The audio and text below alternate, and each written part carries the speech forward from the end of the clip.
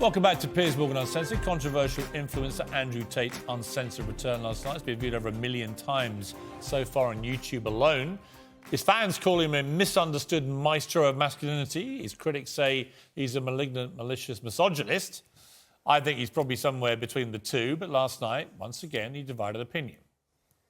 I do mean what I say. If I were to see a girl on a private plane on Instagram, for example, I would assume that a man put her on that private plane. I would not assume she bought it herself. What if it was... Perhaps that makes me misogynistic. What about the Afghan women? It's nothing to do with me on any level. You don't have a view? I have a view. My view is that people naturally gravitate towards law and order, and if you didn't have the Taliban, you'd have different warlords operating in lawlessness, and there would be no way to prevent your store or your market stall getting completely robbed by someone with an AK-47, and people are going to gravitate towards a form of law and order. America left. They left a power vacuum, and the power vacuum is now full. What about their treatment of women? I mean, only tonight they have banned any women from going to university. Fantastic. Let's get the feminists to go and teach them a lesson.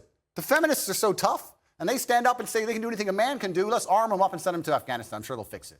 Why can't you just say, on that, you know what, it's completely wrong? Because it's not my point. I don't understand. But it makes me think, it'll make your critics think that you don't think it's wrong. They could ban all men. They could ban all short people. But they're not. They're only banning women. Correct. They could ban all short people. They could ban all people with long hair. And none of it's anything to do with me. So they can do whatever they want. I'm not going to go to war with the Taliban. Do you think you're a misogynist? Absolutely not. I'm not a misogynist on any level. This is one of those buzzwords they just throw at people randomly. Homophobic, racist, misogynist. They just throw it out at people. Well, joining me now is TalkTV contributor Esther Krakue and a trembling broadcaster and journalist, Jenny Kleeman, visibly recoiling in horror. Let's start with you, Jenny. He's not your idea of a role model. Well, no, he's not. I see him as a symptom of a problem rather than a solution to it. I can understand why... What's the problem that he's the symptom The for? problem is that I think a lot of young men feel that nobody is speaking up for them. In a culture where we are encouraged to have identity politics, the only identity that isn't a good identity is a young man or a young white male. He talks in a very straight way and he gives straight answers to some questions, which I think he gives very wrong answers to.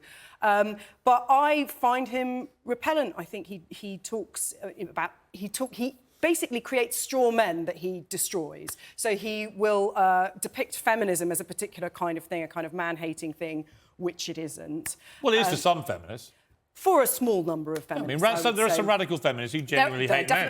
There definitely are. But most people know that feminism is about just thinking that everyone should have equal opportunities regardless of... and one thing we know from Afghanistan, and these heartbreaking scenes today in Afghanistan of weeping female students who couldn't go to university, and men actually in Afghanistan then going out in protest for them. I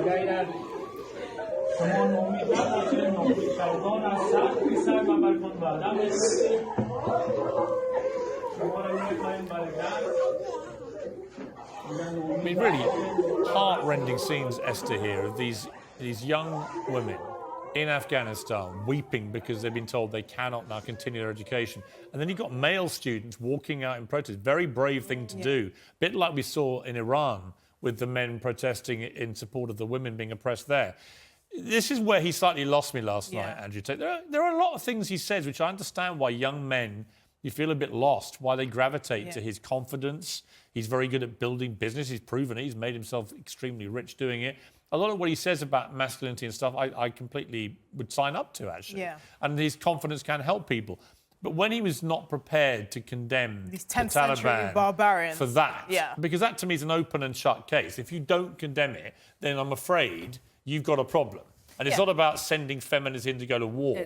As I pointed out to him... Which I actually do think is a valid point. Well, it's fine, but a lot of women do actually fight in the armed forces. Yes, so I think the idea that none of them do is also nonsense. I think he was using that to kind of attack the more extreme forms of feminism that says, you know, women can do anything a man can do. And he was using that as an example. But I do think, you know, you lose people when you refuse to outright condemn sort of 10th century barbarians like this. But I don't think... when he said it has nothing to do with him, I think he's not willing to get into dicey territory in that way. But it's like you speak in such absolute terms. Why Do you think not? he's a misogynist? I don't think he's a misogynist. No, I don't think so. I mean, a misogynist means somebody who hates women. Yeah, I don't think he hates women. I do think he hates women. I think he thinks I don't think women he are does. nothing. I think he would not know what to do with you and I, Esther, because he does not know how to deal. He gives interviews to people like you or to Hugo Rifkin. He'll give interviews to men. But a lot of He women cannot I've deal with spoken to about... intelligent but a lot of women. women... But he's done interviews with women. I've seen them before on YouTube. Yeah. And he's very polite and he respectful. Yeah, and women deal- do. A lot of women do like him. Exactly. There are a lot of women who don't know him who seem to hate him, ironically. But I'm not sure it's as clear cut as he's a misogynist. I don't think he's a misogynist, and I have a brother who's probably within his target demographic, 23, and I can understand why his message would resonate with him because it's normal. It's normal, exactly, for young men to feel like they don't have a place in Western society, and he actually makes that point. I just think when you don't want to outright condemn 10th century barbarians like the Taliban, you tend to lose your case with more moderate people. But again, we're not his target audience. The fact that his understanding about what's happening in Afghanistan is that it's a feminist issue rather than a human issue. I don't think he said that. Well, no, he did. He said, send this feminists in. It's a human issue where we made all these promises to people in Afghanistan and then we left. Well, let's be clear.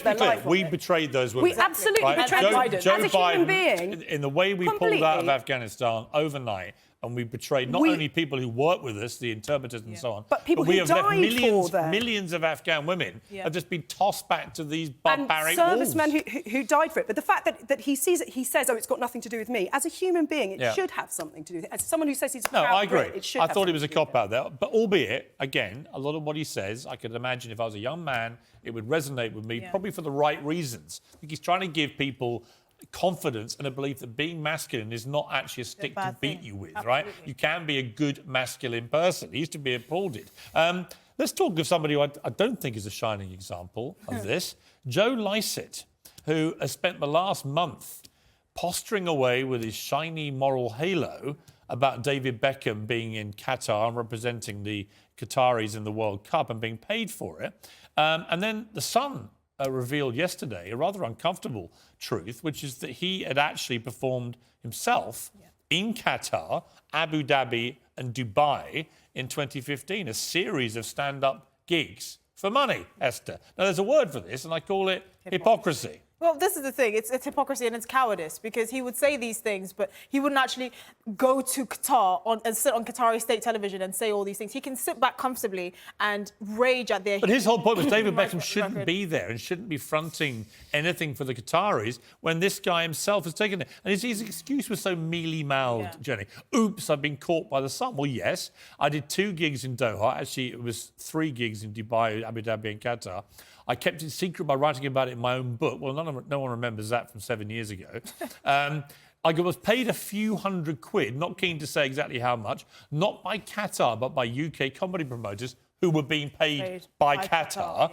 But it was 2015, when Qatar's laws were exactly the same about homosexuality as they are today, and that went a lot further back then. And so he goes on, and then he says, oh, no, but who should I take moral lectures from? Not from The Sun. OK, what aboutery? It's not about The Sun here. It's about Joe Lycett's hypocrisy. I think it doesn't look good for Joe Lycett, but I would say that they're different things. The World Cup is about giving soft power on the global stage. So is stand-up comedians who are... Well, hang on. He was like nothing in 2015. So are gay comedians going to a country which they profess to hate because it bans homosexuality. They're by going there, they are basically saying, I don't care. I'm pocketing the money. It's the same argument he used against Beckham. I think with Beckham, it's to do with being an ambassador on the global stage for a country that is trying to elevate their profile. Joe Lycett in 2015, if I said to you, it's the old thing of Churchill, was it Churchill and Bessie Braddock when he said he was drunk one night, he said, Madam, would you sleep with me for £1 million? And she said, would you sleep with me for £1 million? And she went, well, I don't know, Winston. And he said, well, would you sleep with me for £1? No, don't be outrageous. Well, look, we already established. Exactly. What kind of woman do you think I am? We know what kind of woman you are. We're haggling over the price, right? No, it was a joke. But my point about Joe Lycett is he seems to be saying, I only took a few hundred. No, Beckham took a few million. Is that, what's the difference? I think you have to be careful about doing this kind of archaeology about what people have done really quite far in the past. No, it was 7 years ago when it was illegal to be gay in Qatar. It's been illegal to be gay there. He knew that. Illegal to be gay in Dubai, and it was illegal to be gay in the UAE. Once you sanction this kind of stuff, it's fair game for anybody. Like all of those sports people who it's established that when they were 18, so 10 years ago. No, this stuff not buying it. Yeah. Rank hypocrite. Don't want to see any more Joe Lycett's moral halo, thanks. Thank you, Pat.